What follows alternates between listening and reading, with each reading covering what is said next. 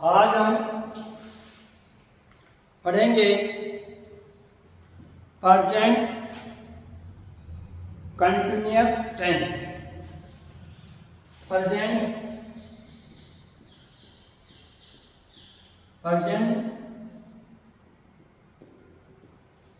Continuous progressive tense, simple present tense या present indefinite tense का हमने अध्ययन किया था। आज हम अध्ययन करेंगे प्रेजेंट कंटिन्यूअस या प्रेजेंट प्रोग्रेसिव टेंस का। हिंदी में इसे कहते हैं वर्तमान सतत काल। जहां सतत एक मैथमेटिक्स वर्ड है, गणितीय शब्द है। इसका मतलब होता है कि मान लीजिए आप ए स्थान है, यहां से आपको बी स्थान पर पहुंचना है। ए स्थान मान लीजिए रामपुरा है और आपको गनवर जाना है, रामपुरा से गनवर जाना है। इस दौरान आप राष्ट्रीय स्टेट मार्ग हाईवे से जाएंगे और ये स्टेट हाईवे में कहीं आपका एक गड्ढा आ गया, तो इस गड्ढे में आप रास्ते को पार नहीं कर सकते। इसका नहीं कंटिन्यूअस नहीं होगा। इसे बोलते हैं असंतत अर्थात डिसकंटिन्यूअस। तो हमें डिसकंटिन्यूअस नहीं कंटिन्यूअस के संदर्भ में बात करनी है। इस कारण दूसरा शब्द जोड़ा गया है प्रोग्रेसिव। दूसरा शब्द क्या जोड़ा गया है? प्रोग्रेसिव, निरंतर या फिर वर्धमान, इंक्रीजिंग, बढ़ते हुए। तो अब हमें ये देखना है कि प्रेजेंट कंटिन्यूअस टेंस जो है, यहां पे टाइम आपका है प्रेजेंट वर्तमान, वर्क आपका है कंटिन्यूअस या प्रोग्रेसिव। तो कहने का तात्पर्य ये जो चीज है ये दो बात पर निर्भर कर रही है, प्रेजेंट और प्रोग्रेसिव पर, अर्थात वर्तमान और निरंतर। वर्तमान अर्थात टाइम की जो पुष्टि है और वर्क है। कुल मिलाकर के आपको इस चीज को समझना होगा कि इस टेंस में मैं वर्तमान अर्थात मेरा जो टाइम है वो वर्तमान है, और जो भी मैं इस वर्तमान में जो कुछ भी मैं कर रहा हूं वो निरंतर कर रहा हूं, कंटिन्यूअस कर रहा हूं, अर्थात डिसकंटिन्यूअस नहीं कर रहा हूं। जैसे मैं चल रहा हूं तो मेरे रास्ते में कोई बाधा नहीं आनी चाहिए। रामपुरा से गनौर गया तो रामपुरा से गनौर का रास्ता कहीं पर भी व्यवधान नहीं आना चाहिए, कटा हुआ नहीं होना चाहिए, ट्रैफिक नहीं होना चाहिए, तो मैं आसानी से गनौर पहुंच सकता हूं, डिसकंटिन्यूअस नहीं हुआ। ऐसे इसमें इसका मतलब निरंतर आप किसी कार्य को करें। सोचिए जरा, निरंतर से क्या तात्पर्य? कंटिन्यूअस करना। आप सब मेरी इस क्लास को YouTube चैनल पर क्या कर रहे हैं?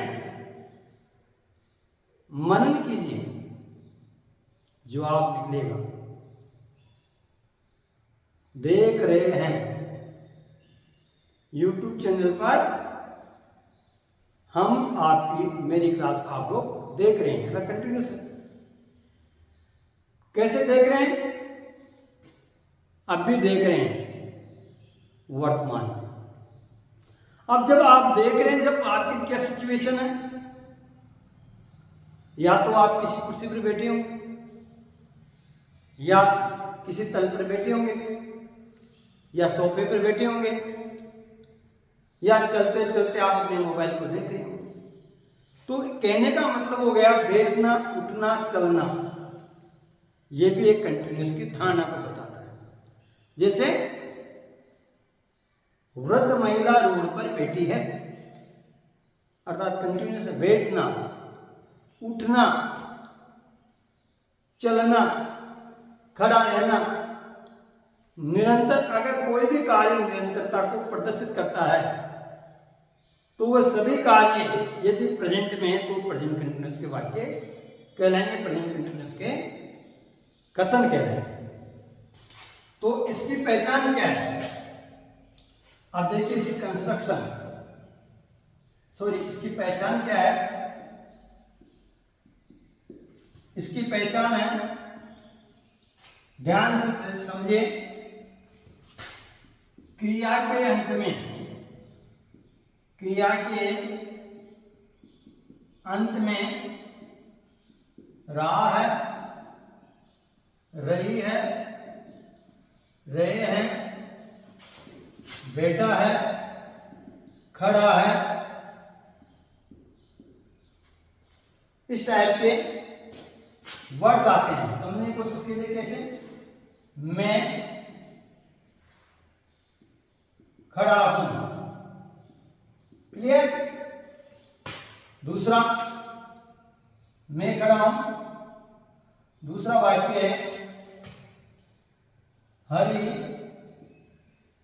जा रहा है। तीसरा वाक्य है हम खेल रहे हैं, क्लियर। तीनों वाक्य हैं। खड़ा है, बोध हो रहा है निरंतरता का, इसमें पहचान नहीं आ रही लेकिन बोध हो रहा है, कार्य का बोध हो रहा है, निरंतर हो रहा है। सेकंड, पहचान है वो की रहा है। थर्ड, पहचान हो रही है, रहे हैं। तो ये तो मोटा मोटा हो गया कि जब पहचान हो जाए रहा है, रहिए, रहे, रहे, ये तो मोटा मोटा पहचान है। तो वाक्यों के अंत में रहा है, रहिए, रही है, 99 वर्ड्स तो आपको ऐसे ही मिलेंगे। लेकिन कुछ वाक्य ऐसे भी हो सकते हैं जहां पे कार्य का बोध ऐसे प्रतीत होगा, ऐसे लगेगा कि कार्य निरंतर चल रहा है, निरंतर चल रहा है, तो आप ये कहेंगे यहां कंटिन्यूअस है। अगर वर्तमान टाइम में चल रहा है तो हम प्रेजेंट कंटिन्यूअस कहेंगे, और यदि ये पहले से चल रहा है तो हम इसको पास्ट कंटिन्यूअस कहेंगे।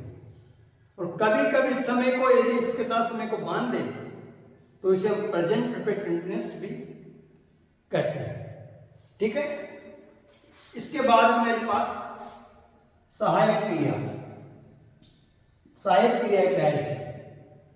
अर्थात हेल्पिंग वर्ब, हेल्पिंग वर्ब। देखिएगा इसकी जो हेल्पिंग वर्ब है, इसमें 3 हेल्पिंग वर्ब दी हुई होती है, इज, एम और आर। इसका प्रयोग सिंगुलर सब्जेक्ट के साथ, सिंगुलर सब्जेक्ट, एम का प्रयोग आई के साथ, आर का प्रयोग प्लूरल सब्जेक्ट के साथ। अर्थात एक वचन करता, बहुवचन करता, बहुवचन करता। मैंने आपको एक वचन कर्ता के संदर्भ में बताया था, रेफरेंस दिया था, ही, सी, इट, या किसी व्यक्ति का नाम, सिंगल नाम, उन्हें हम एक वचन कर्ता कहते हैं। जहां 2 व्यक्तियों के नाम एक साथ आए, 2 से अधिक के नाम आए, या फिर यू, वी, दे, ये सब बहुवचन कर्ता कहलाते हैं, ठीक है। ऊपर मैंने 3 वाक्य आपको दिए। मैं खड़ा हूं, सिंगुलर सब्जेक्ट, हरि जा रहा है, सिंगुलर सब्जेक्ट, हम खेल रहे हैं, बहुवचन सब्जेक्ट, प्लूरल सब्जेक्ट, हम खेल रहे हैं अर्थात एक से ज्यादा। मैं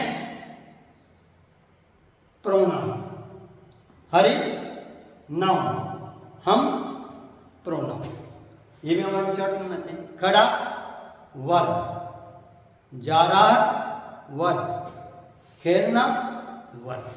तो ये क्लियर हो गया। इसके बाद मेन वर्ब, मेन वर्ब अर्थात मुख्य क्रिया, मुख्य क्रिया।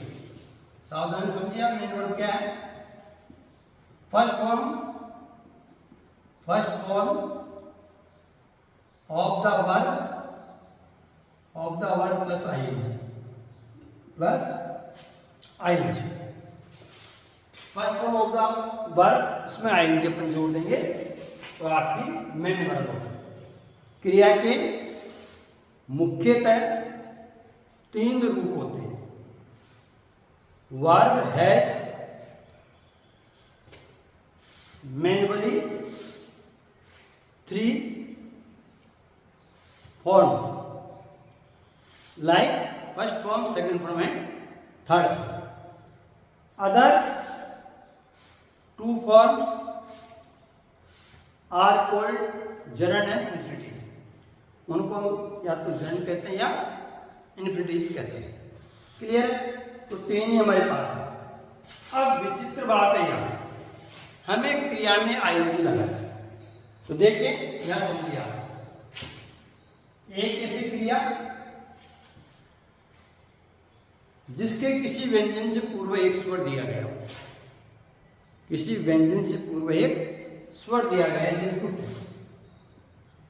ये व्यंजन है कि इससे पहले स्वर यू है, इसमें आईएनजी को जोड़ेंगे तो टी को डबल कर देंगे, PUTTING।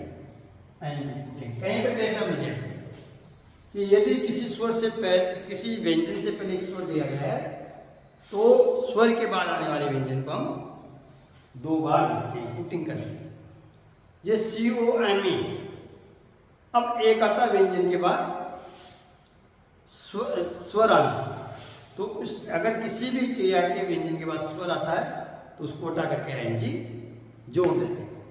अब आगे कुछ वर्ड्स ऐसे होते हैं जिसके बाद व्यंजन तो होता है XYZ, फिक्स, जिसे फिक्स निश्चित करना, इसमें आईएनजी जोड़ेंगे तो X डबल नहीं होगा। अगर XYZ आ रहा है, किसी क्रिया के अंत में XYZ आ रहा है, उससे पहले कोई स्वर आ रहा है तो फिर उस व्यंजन को डबल नहीं करेंगे, केवल जोड़ेंगे फिक्सिंग,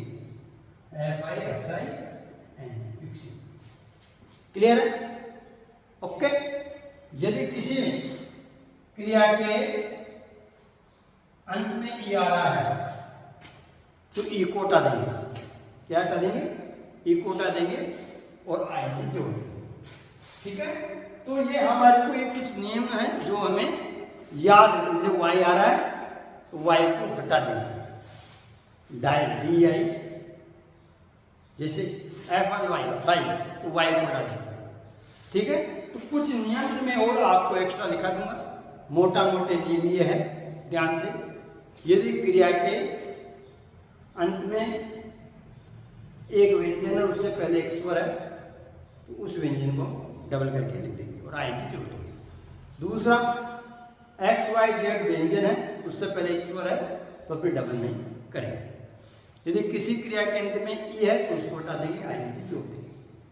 यदि किसी क्रिया के अंत में वाई है उसको हटा देंगे और आईएनजी जोड़ देंगे। ये कुछ नियम्स होते हैं जिनको हमें देखना होगा और उसी अनुसार हमें आईएनजी जोड़ना होगा। इसमें भी हमारी छोटी मोटी गलतियां रह जाती है जिससे हमें करेक्ट करना होगा कि आईएनजी जोड़ने पर क्या प्रभाव पड़ता है। क्लियर? तो अब आपका ये अर्जेंट प्रोग्रेसिव टेंस क्लियर हो गया कि इसमें कार्य की निरंतरता का बोध होता है।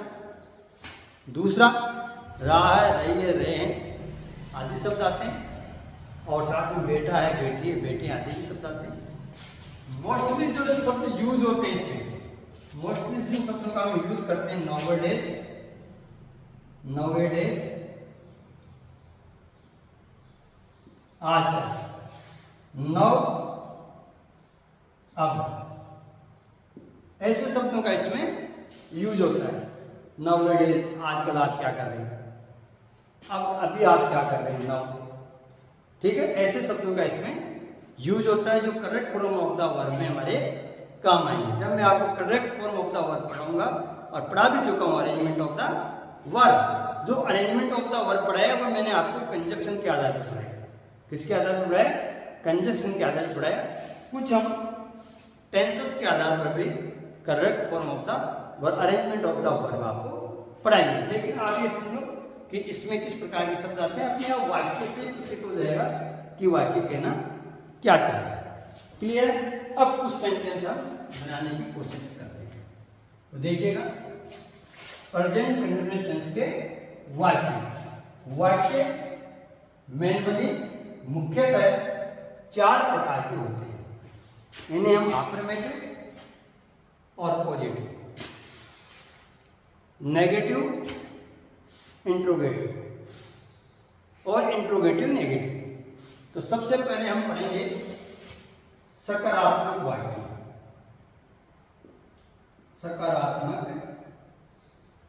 सकारात्मक वाक्य अर्थात पॉजिटिव सेंटेंस। सकारात्मक वाक्य, पॉजिटिव सेंटेंस अर्थात ऐसे वाक्य जहां पे कोई क्वेश्चन नहीं किया जा रहा है या कार्य के लिए मना नहीं किया जा रहा है, तो उन्हें हम सकारात्मक वाक्य कहते हैं। इसका स्ट्रक्चर क्या होता है, ढांचा क्या होता है? स्ट्रक्चर या इसका स्ट्रक्चर होता है सब्जेक्ट प्लस इज, एम या are plus V1 plus ING plus object plus others. ये मुझे ध्यान देना है कि क्या क्या आता है। सबसे पहले सब्जेक्ट आता है, उसके बाद में EMR V1 ING plus object plus ETC। Clear है? इसका क्या बन गया? ये आपका स्ट्रक्चर बन गया, ढांचा जिसे कहते हैं। अतः इस ढांचे में हम सब्जेक्ट को, हेल्पिंग वर्ब को, मेन वर्ब को, ऑब्जेक्ट को, एडवर्ब को, एडजेक्टिव को, कंजक्शन को, प्रीपोजिशन को, प्रोनाउन को इस ढांचे में फिट कर देते हैं। क्या कर देते हैं? इस ढांचे में इसको फिट कर देते हैं। देखो ये स्ट्रक्चर है किसका? प्रेजेंट कंटिन्यूअस टेंस का। कुल मिलाकर के आप देखो प्रत्येक टेंस का अपना एक स्ट्रक्चर होगा, जहां पे हेल्पिंग वर्ब और मेन वर्ब अलग होती है, बाकी सब्जेक्ट, ऑब्जेक्ट और अदर तीन तो एक ही होते हैं। 5 है इसमें, subject, object, other, helping verb and main verb. Helping verb और मेन वर्ब चेंज होते हैं, बाकी सब्जेक्ट, ऑब्जेक्ट और अदर्स एक है। इस पूरे ढांचे में किसको फिट कर देते हैं? Part of speech. किसको फिट करते हैं हम इस ढांचे में? वाक्य की जो संरचना है, स्ट्रक्चर ऑफ सेंटेंस है, उसमें किसको फिट कर देते हैं भैया? Part of speech. Part of speech. Part of speech क्या है? वाक्य को सही निर्माण करने के लिए, वाक्य को सही बनाने के लिए हमें जिनका ज्ञान होना चाहिए, नॉलेज होना चाहिए, उन्हें पार्ट ऑफ स्पीच कहते हैं। उसमें सबसे पहले noun, pronoun, verb, adjective, adverb, preposition और प्रोनाउन और कनेक्टिव वर्ड्स और एक्सप्लेनेटरी। 8 पार्ट ऑफ स्पीच के कितने भाग होते हैं? 8 भाग होते हैं। इसी में से सब्जेक्ट और जाते हैं, सब्जेक्ट टाइप्स के होते हैं। इंग्लिश में हम 2 लेते हैं, सिंगुलर और एक वचन, बहुवचन। अब इसमें जैसे फीमेल भी हो सकता है और मेल भी हो सकता है। ठीक है? पुल्लिंग 2 प्रकार के होते हैं, पुरुषवाचक और स्त्रीवाचक, मेल और फीमेल। अब वाक्य के ऊपर आते हैं। पहला वाक्य, हम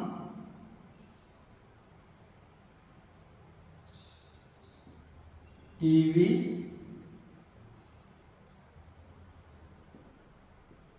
देख रहे हैं। एकदम सिंपल।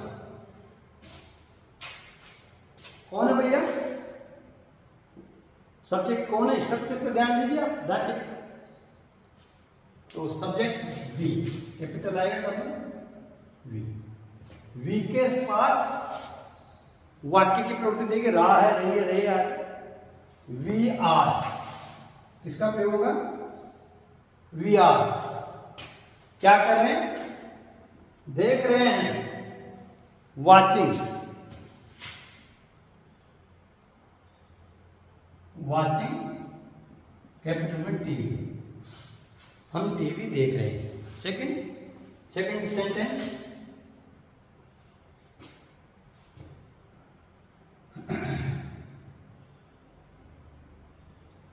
वहां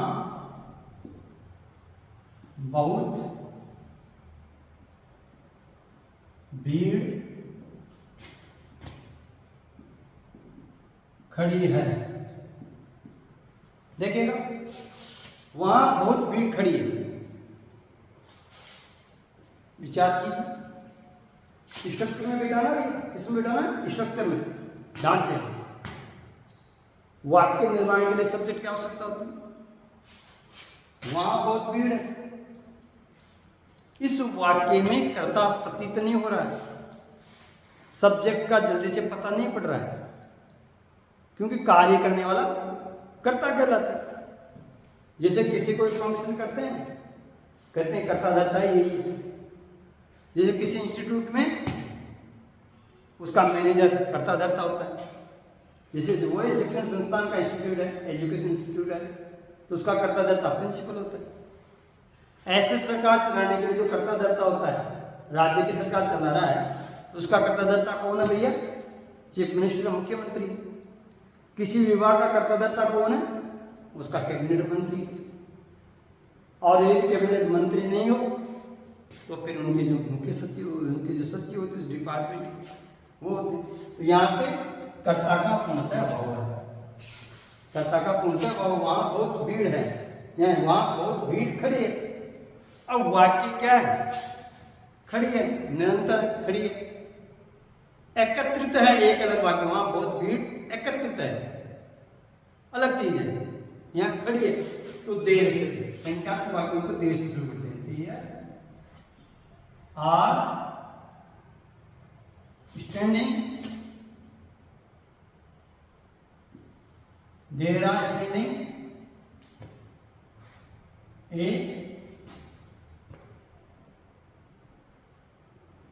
a lot of people, a lot of people, a very crowd, या very crowd, crowd मतलब भीड़। अब बहुत भीड़ का मतलब very crowd में देख सकते हैं। There are standing a lot of people, अर्थात व्यक्तियों का एक पूरा समूह, उसको क्या बोलते हैं? क्राउड बोलते हैं। तो वेरी क्राउड में लिख सकते हैं। ठीक है। तीसरा वाक्य,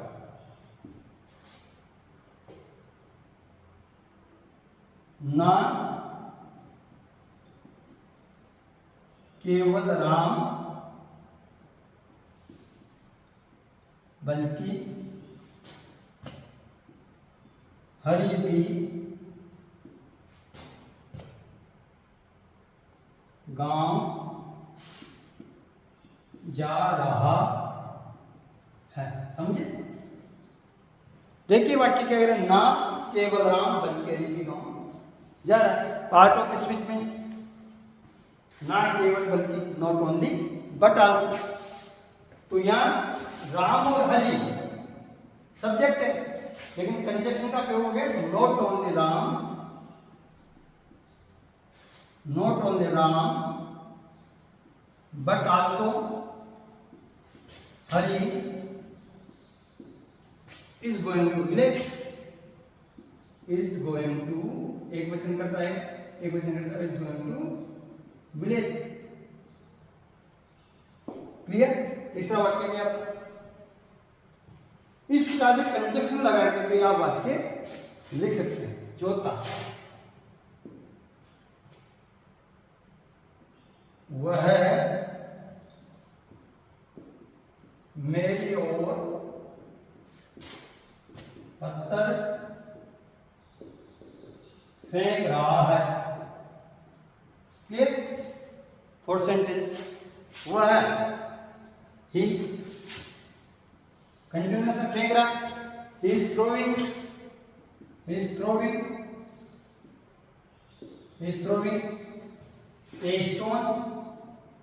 at me, मेरी ओर, at me, वह मेरी तरफ एक पत्थर फेंक रहा है, a stone मेरी ओर पत्थर फेंक रहा है। एक का प्रयोग करेंगे अपन, क्योंकि एक साथ 20-25 पत्थर नहीं उठा सकता, एक साथ 20-25 पत्थर नहीं उठा सकता, फेंक दे एक पत्थर एक बार मारे।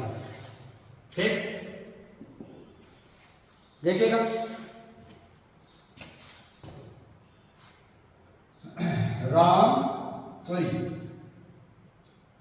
रवि और उसकी पत्नी, रवि और उसकी पत्नी एक दूसरे के साथ स्नेह से रह रहे हैं।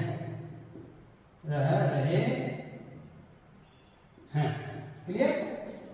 राम और उसकी पत्नी एक दूसरे के साथ स्नेह से रह रहे हैं। करता कौन? Ram and his wife. Ram and his wife बहुवचन करता है, दो आगे एंड के साथ दो आगे, आर लिविंग रह रहे हैं, आर लिविंग कैसे रह रहे हैं? राम और उसकी पत्नी एक दूसरे के साथ स्नेह से रह रहे हैं, साथ में विद अफेक्शनेटली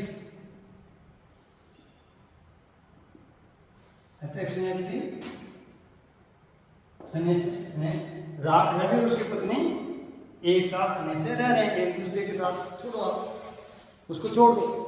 अब देखिए 5 सेंटेंस हमने बनाए, अब इनमें अलग अलग अपन जानने की कोशिश करेंगे। देखो, नेगेटिव सेंटेंस कोई कठिन नहीं है, इंट्रोगेटिव सेंटेंस कोई कठिन नहीं है, डब्ल्यू से शुरू होने वाले इंट्रोगेटिव कोई कठिन नहीं है, मेन पॉजिटिव सेंटेंस ही होते हैं। देखिएगा, पार्ट और पिस्पिस को सर्च करते हैं।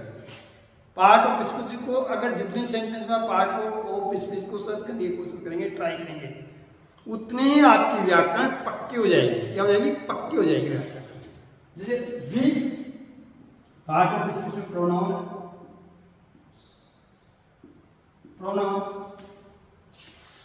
कैसा प्रोनाउन है? पर्सनल प्रोनाउन है। कैसा प्रोनाउन है? पर्सनल। प्रोनाउन में कौन सा पर्सनल है? व्यक्तिवाचक, स्वरनाम, पर्सनल। कौन सा प्रोनाउन है? पर्सनल है। अब पर्सनल जो प्रोनाउन है उसमें भी एक ऐसा सिंगुलर है या प्लूरल है, अर्थात बहुवचन प्लूरल। क्लियर? 3 चीजें हमने क्लियर की। WH is a pronoun word, सर्वनाम शब्द है। कौन सा सर्वनाम है? पर्सनल प्रोनाउन है। पर्सनल कौन सा प्रोनाउन है? पर्सनल है। पर्सनल में सिंगुलर है, प्लूरल है? प्लूरल, बहुवचन। TV is a noun. TV क्या है? एक संज्ञा है, किसी वस्तु का स्थान का नाम होता है। Noun is called a name of objects, things, persons, it is. देखना क्रिया। Clear? We are watching TV. वहां देर क्या है? अब देखो, आप देर समस्या होगी भैया, देर क्या है? यह भी एक प्रोनाउन है। देर क्या है आपका? स्थानवाचक। ये क्या है? प्रोनाउन है, सॉरी नाउन है, लेकिन नाउन में प्रोनाउन छुपा हुआ है। किसी स्थान का नाम आ जाता है उसकी जगह अपने वहां का प्रयोग कर दिए संकेतवाचक, ठीक है। बहुत एडवर्ब है किसकी? सॉरी एडजेक्टिव किसकी? भीड़ की। बहुत क्या एडजेक्टिव है किसकी? भीड़ की। भीड़ क्या है? एक संज्ञा, समूहवाचक, कलेक्टिव नाउन। इसको क्या बोलते हैं? भीड़ एक संज्ञा है, क्या है? कलेक्टिव नाउन है। क्लियर? ना केवल राम बल्कि हरि भी गांव जा रहा है, नॉट ओनली बट आल्सो, ना केवल बल्कि क्या है? कनेक्टिव वर्ड्स है, लिंकिंग वर्ड्स है, कंजक्शन है। Ram and Hari noun is helping verb, go verb to. Ram और हरि को किससे जोड़ा जा रहा है? गांव से, गांव से जोड़ रहे हैं। इसका प्रीपोजिशन, जब किसी को जोड़ा जाता है किसी स्थान से, तो का प्रयोग किया, ठीक है। वह मेरे और उत्तर में रहा, वह ही इज ए प्रोनाउन, ये क्या है? Pronoun. Is a helping verb, throw is a verb, a stone, stone is a noun. At किसी की तरफ जब कोई संकेत किया जाता है, कुछ चीज पे की जाती है, तो एट प्रोनाउन का प्रयोग किया गया। एट में is a pronoun, objective pronoun. कौन सा ऑब्जेक्ट है? आई का ऑब्जेक्ट, अर्थात प्रोनाउन ही पर्सनल प्रोनाउन, व्यक्तिवाचक सर्वनाम। आई के अर्थ में है, किसके अर्थ में है? आई के अर्थ में है। एट क्या? प्रीपोजिशन। एट क्या आपका? प्रीपोजिशन। रवि और उसकी पत्नी एक दूसरे के साथ सने से रह रहे हैं, या रवि और उसकी पत्नी सने से रह रहे हैं? रवि और उसकी पत्नी सने से रह रहे हैं, तो इसमें एक साथ लगा दिया, रवि और उसकी पत्नी सने से रह रहे हैं, ये कर दो। Ravi and his wife are living, रह रहे हैं, कैसे रह रहे हैं? विद अफेक्शनेटली, स्नेहपूर्वक, विद अफेक्शनेटली अर्थात आराम से रह रहे हैं, कोई लड़ाई झगड़ा नहीं दोनों पति पत्नी के बीच। तो क्या कहेंगे? विद अफेक्शनेटली, स्नेह से रह रहे हैं, स्नेहपूर्वक। अब यहां सुन लिया, Ram is a noun, his wife अधिकार सूचक प्रोनाउन, अधिकार सूचक पोसेसिव प्रोनाउन। हिज के बाद नाउन आ गया, हर के बाद नाउन आ गया, माई के बाद नाउन आ गया, आवर के बाद नाउन आ गया, योर के बाद नाउन आ गया, देर के बाद नाउन आ गया, तो ये अधिकार सूचक प्रोनाउन कहलाते हैं। क्लियर है? हिज वाइफ पॉजिटिव प्रोनाउन है। Are is a helping verb, live is a verb, with is a preposition. With क्या है? से के अर्थ में, ये अपने आप ही साथ हो गया। राम और उसकी पत्नी स्नेह से रह रहे हैं, विद अफेक्शनेटली, फ्रॉम नहीं आएगा, किसी एक से दूसरे स्थान पर जाने का तो फ्रॉम का प्रयोग करते हैं। या वाक्य को देखना पड़ेगा, वाक्य में क्या भाव आता है, तब हम फ्रॉम का प्रयोग कर सकते हैं। भाव ये स्थित अफेक्शनेटली। क्लियर? तो प्रत्येक सेंटेंस में हमें पार्ट ऑफ स्पीच का भी नॉलेज होना चाहिए कि इन सेंटेंस में पार्ट ऑफ स्पीच क्या क्या है, और जब पार्ट ऑफ स्पीच में चित्र आ जाएंगे तो फिर हमारी को सेंटेंस बनाने में कोई कठिनाई नहीं। अब देखिएगा, इन्हीं वाक्यों का नेगेटिव बनाएंगे। आप अपने कॉपी में नेगेटिव बना सकते हैं। जब नेगेटिव बनाते हैं तो इसका जो स्ट्रक्चर है, इज एम आर के बाद नोट का प्रयोग करते हुए नेगेटिव बन जाएगा। जैसे हम टीवी नहीं देख रहे हैं, we are not watching TV, हम टीवी एक का प्रयोग कर सकते हैं, वाचिंग टीवी, कि टीवी एक ही तो देखते हैं साथ में। तो ये इरर रह गया मेरे से, इसका तो डीपली पढ़ना पड़ेगा आपको, बार बार पढ़ने से इरर का पता पड़ता है, तो आप लोग डीपली पढ़ें। तो we are watching a TV, हम एक टीवी देख रहे हैं, तो we are not watching a TV, negative है। या फिर प्रश्नवाची बनेंगे, हेल्प करो आ जाएंगे, are we watching a TV, क्या हम टीवी देख रहे हैं। अब WH, आप क्या देख रहे हैं, आप क्या देख रहे हैं, तो इसका मतलब यहां पे किसी वस्तु के संदर्भ में पूछा जा रहा है कि आप क्या देख रहे हैं, तब WH होगा। वहां बहुत भीड़ खड़ी है, तो क्या वहां बहुत भीड़ खड़ी है, are there standing a lot of people या वेरी क्राउड, ठीक है। ना केवल राम बल्कि हरि भी गाँव जा रहा है, नहीं जा रहा, क्या जा रहे हैं, ठीक है। वह मेरी ओर पत्थर फेंक रहा है, वह मेरी ओर पत्थर नहीं फेंक रहा, क्या वह मेरी ओर पत्थर नहीं फेंक रहा या क्या वह मेरी ओर पत्थर फेंक रहा है। रवि और उसकी पत्नी सने से रह रहे, रवि और उसकी पत्नी सने से नहीं रह रहे, ठीक है। क्या रवि और उसकी पत्नी सने से रह रहे। तो ये कुल मिलाकर हमें पॉजिटिव सेंटेंस ठीक रूप से बनाना आना चाहिए, बाकी कोई दिक्कत नहीं। प्रेजेंट इंडेफिनिट टेंस अथवा सिंपल प्रेजेंट टेंस। अब साथ में हमें इसमें जो एरर रहती है, एक पार्ट ऑफ स्पीच की जो एरर है, ये हमारी निकलेगी मोर प्रैक्टिस करने से। अधिक से अधिक हम जब प्रैक्टिस करेंगे इनकी कि वर्ब ढूंढे कौन सी एरर है, तो हमें एरर ढूंढना आना चाहिए। एरर के लिए हमें अलग से ऐसा नहीं कि यूज सुटेबल प्रीपोजिशन है यू और कनेक्ट या यूज सुटेबल कंजक्शन वर्ड नहीं, उसमें तो यूज करना आ रहा है, लेकिन आगे सुना सकता है कि आपको एरर ढूंढना है।